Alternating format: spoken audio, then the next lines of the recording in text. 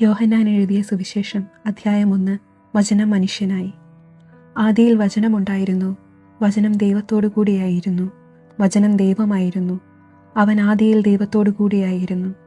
സമസ്തവും അവനിലൂടെ ഉണ്ടായി, ഒന്നും അവനെ കൂടാതെ ഉണ്ടായിട്ടില്ല. അവനിൽ ജീവൻ ഉണ്ടായിരുന്നു, ആ ജീവൻ മനുഷ്യരുടെ വെളിച്ചമായിരുന്നു. ആ വെളിച്ചം ഇരുളിൽ പ്രകാശിക്കുന്നു, അതിനെ കീഴടക്കാൻ ഇരുളിന് കഴിഞ്ഞില്ല. ദൈവം അയച്ച ഒരു മനുഷ്യനുണ്ടായിരുന്നു, അവൻ്റെ പേര് യോഹന്നാൻ എന്നാണ്.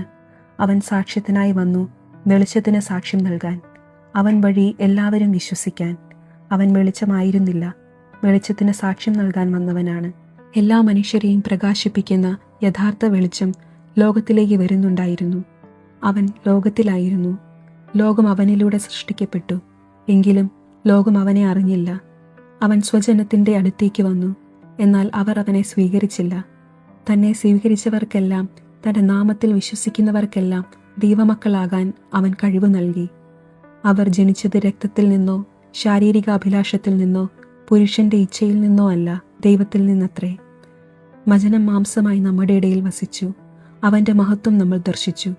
കൃപയും സത്യവും നിറഞ്ഞതും പിതാവിൻ്റെ ഏകജാതൻ്റേതുമായ മഹത്വം. യോഹന്നാൻ അവന് സാക്ഷ്യം നൽകിക്കൊണ്ട് വിളിച്ചു പറഞ്ഞു, ഇവനെപ്പറ്റിയാണ് ഞാൻ പറഞ്ഞത്.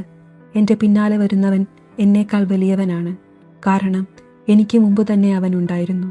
അവൻ്റെ പൂർണ്ണതയിൽ നിന്നും നാം എല്ലാവരും കൃപയ്ക്കുമേൽ കൃപ സ്വീകരിച്ചിരിക്കുന്നു. എന്തുകൊണ്ടെന്നാൽ നിയമം മോശ വഴി നൽകപ്പെട്ടു, കൃപയും സത്യവുമാകട്ടെ യേശുക്രിസ്തു വഴി ഉണ്ടായി. ദൈവത്തെ ആരും ഒരിക്കലും കണ്ടിട്ടില്ല. പിതാവുമായി ഗാഢബന്ധം പുലർത്തുന്ന ദൈവം തന്നെയായ ഏകജാതനാണ് അവിടുത്തെ വെളിപ്പെടുത്തിയത്.